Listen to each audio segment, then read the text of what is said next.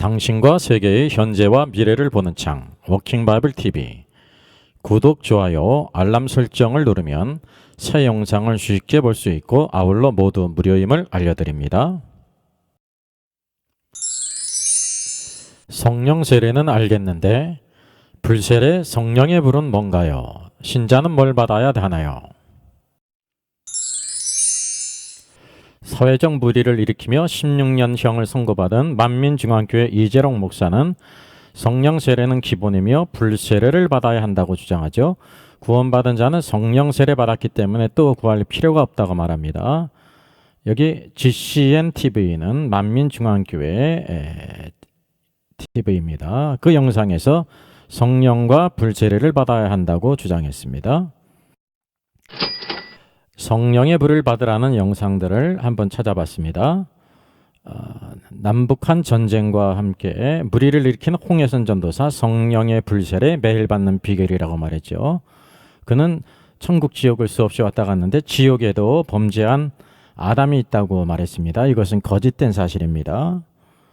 성령의 불세례 불이 인침 세계열방 영성치유센터에서 말하고 있죠. 또 성령의 불세례를 깊고 강하게 받는 비결이라고 말하고 있습니다.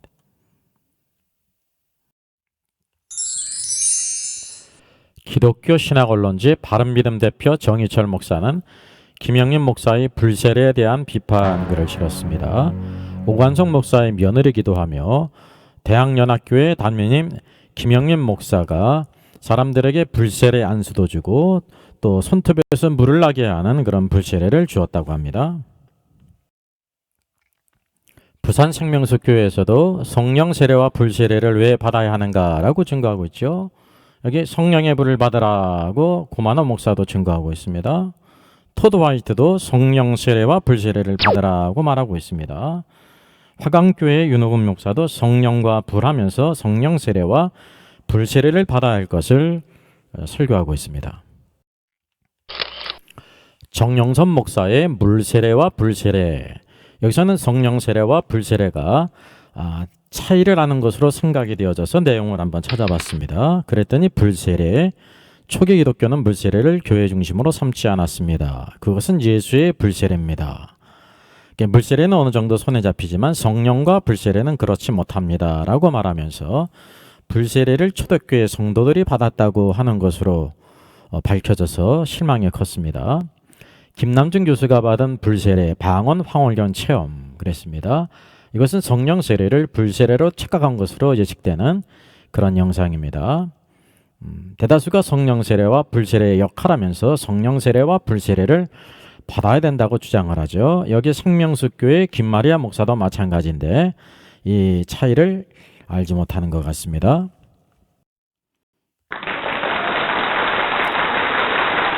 성령 세례와 불세례의 본질이라는 반가운 영상을 발견했습니다. 가물의 콩락이죠.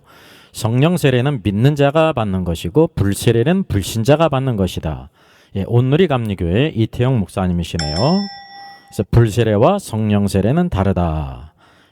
참으로 반가운 영상이었습니다. 오늘의 말씀을 잠시 살펴보겠습니다. 유대 광야에서 두 무리에게 세례요한이 복음을 전했습니다. 회개하라 천국이 가까웠느니라. 죄를 자복하고 세례를 받은 무리들이 있죠. 이들이 바로 구원받은 사람들입니다. 근데 그런 사람뿐만이 아니라 예루살렘으로부터 많은 바리새인과 사두개인들이 내려왔습니다. 감시하고 찾아보기 위한 것이었습니다. 그들을 독사의 자식이라고 불렀죠. 그래서 좋은 열매를 맺지 않은 나무마다 찍혀 불에 던지리라고 했습니다. 바로 이 바리새인과 사두개인들은 불신자를 가리킵니다. 그리고 그는 또 말하기를 나는 물로 세례를 베풀지만 내 뒤에 오시는 분은 성령과 불로 너에게 세례를 베푸실 것이다. 알곡은 곳간에 쭉정이는 꺼지지 않는 불에 태우시리라고 말했습니다. 이것은 바로 뭐냐면 믿는 자와 믿지 않는 자들 두 무리에 대하여 주님이 장차 행하실 일을 말한 것입니다. 누구일까요? 세례 요한입니다. 회개하라 천국이 가까웠다고 유대 광야에서 복음을 전파했습니다. 여기 세례, 침례를 받는 사람들이 있네요. 자기의 죄를 자복하고 세례를 받은 사람, 신자를 대표합니다. 또 다른 사람이 있었습니다. 바리새인과 사두개인들이었습니다. 그들은 독사의 자식이라고 불리웠습니다. 그들의 불신과 대적으로 인해서 심판을 또 선언했죠. 불신자를 대표합니다. 여기 예수님이 계십니다. 세례요한 뒤에 오시는 능력이 많으신 분이시죠. 그래서 세례요한은 나는 너희로 회개하기 위하여 불로 세례를 베풀거니와 그는 예수님은 성령과 불로 너희에게 세례를 베푸실 것이라고 말했습니다. 세례요한에게도 두 무리가 있었습니다. 오늘날 예수님 앞에서도 두 무리가 있죠. 첫째는 믿고 세례를 받는 신자들이 있고 둘째 믿지 않는 불신자가 있다는 사실입니다. 세례 침례에 대한 바른 이해를 정리하겠습니다. 예수 그리스도가 계시고 믿고 세례를 받는 자들이 있고 믿지 않는 불신자들이 있죠. 그래서 나는 너희로 회개하기 위하여 물로 세례를 베풀 거니와 그는 성령과 불로 너에게 세례를 베푸실 것이라 말했습니다.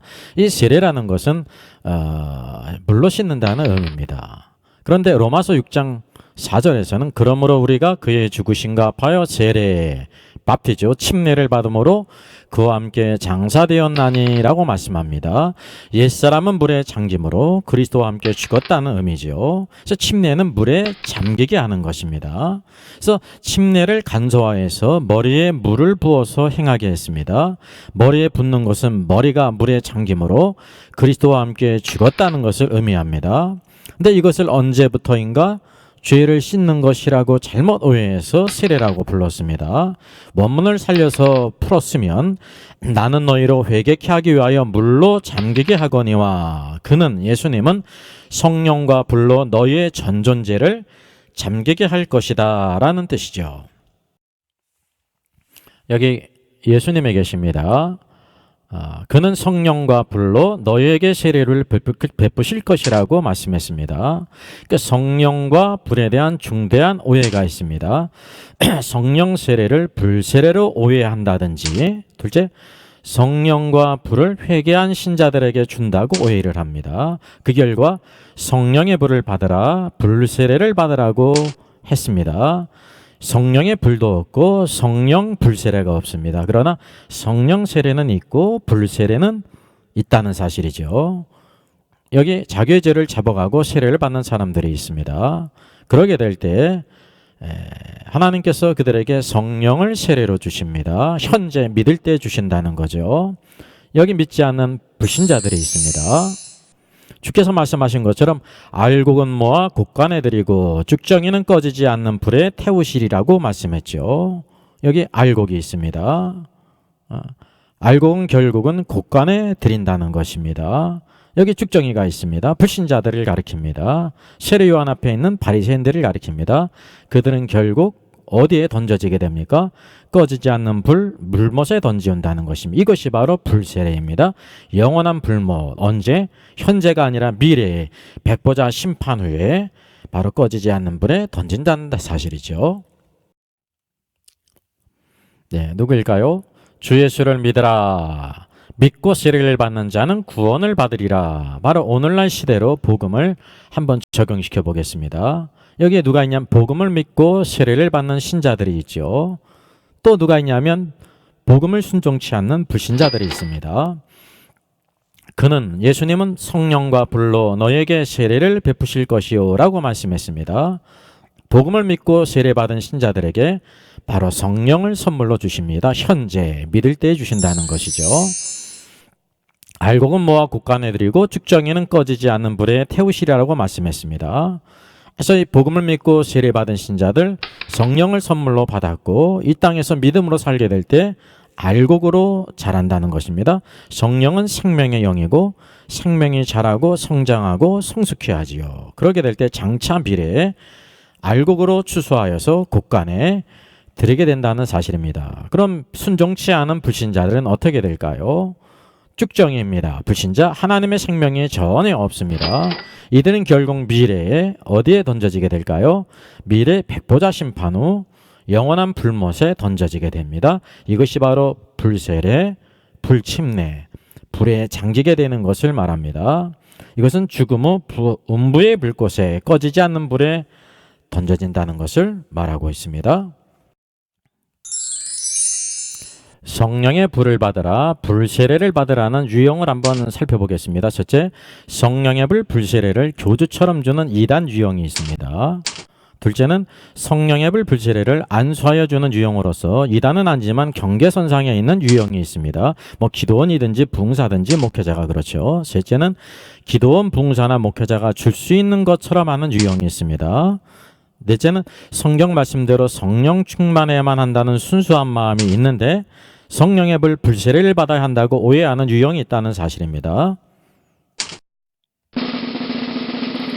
성령의 불 받으라, 불세례 받으라에 대한 워킹 바이블의 진단입니다. 한번 질문을 드리겠습니다. 불세례라는 것은 있을까요? 없을까요? 1번 확실히 있다. 2번 where. 3번 never 결코 없다. 불세례는 확실히 있습니다. 둘째, 더 중요한 질문입니다. 불세례는 누가 받는 것일까요? 1번 신자들, 2번 성령 충만한 신자들, 3번 불신자들. 불세례는 불신자들이 받는 것입니다. 셋째, 불세례를 받으라는 것은 장차 불못에 들어가라는 의미입니다.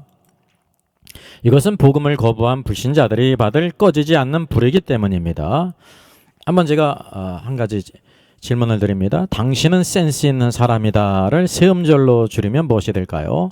센스라는 것이 반드시 들어가야 되겠죠. 이제 한 글자가 남았습니다. 당신은이라는 거 한 글자로 줄이면 됩니다. 이것은 바로 넌센스입니다. 넌, 유, 센스 있는 사람이야.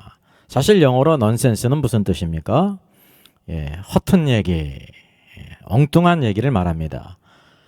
이 시점에서 이런 유머를 드리는 이유가 바로 무엇이냐면 오늘날 교회에서 불세례를 신자들에게 받으라고 하는 것은 넌센스라는 것입니다.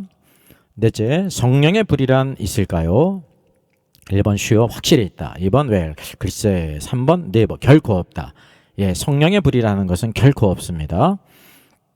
성령의 불이라 생각하는 근거가 있습니다. 그것은 오순절 성령이 불로 임했기 때문이라는 생각입니다. 관계에 있는 것은 무엇일까요? 1번 이해 1.0, 잘 이해했다는 뜻입니다. 2번 이해 2.0, 이해를 두 번 했다는 뜻이에요. 3번 이해 2.5, 이해를 2.5배 했다는 뜻입니다. 4번 이해 3.0, 답은 3번입니다. 이해 2.5가 왜 답이 될까요? 이해에 2.5를 곱하면 오해가 된 것입니다. 이것은 오해라는 것이죠. 성령의 불의 모양으로 임했지 성령의 불이 임한 것이 아닙니다. 그렇기 때문에 성령의 불이라는 것은 전적인 오해라는 것입니다. 다음 28번 영상에서 이 주제를 심도 있게 다루게 될 것입니다. 성경은 무엇이라고 우리에게 말하고 있습니까? 다 같이 한번 읽어볼까요? 술 취하지 말라. 이는 방탕한 것이니 오직 성령의 충만함을 받으라. 신자와 교회는 성령 충만을 구해야 합니다. 생명의 영, 오늘도 풍성하게 하는 영, 담대하게 복음을 증거하며 예수님을 따르고 순종하고 계시록과 다니엘서의 전반적인 조망을 다룬 책입니다. 구원과 천국의 주제를 다룬 책입니다. 종교개혁 500주년을 맞은 핫이슈 세관점 칭의론과 전통적 칭의론의 논쟁의 해법을 다룬 책입니다.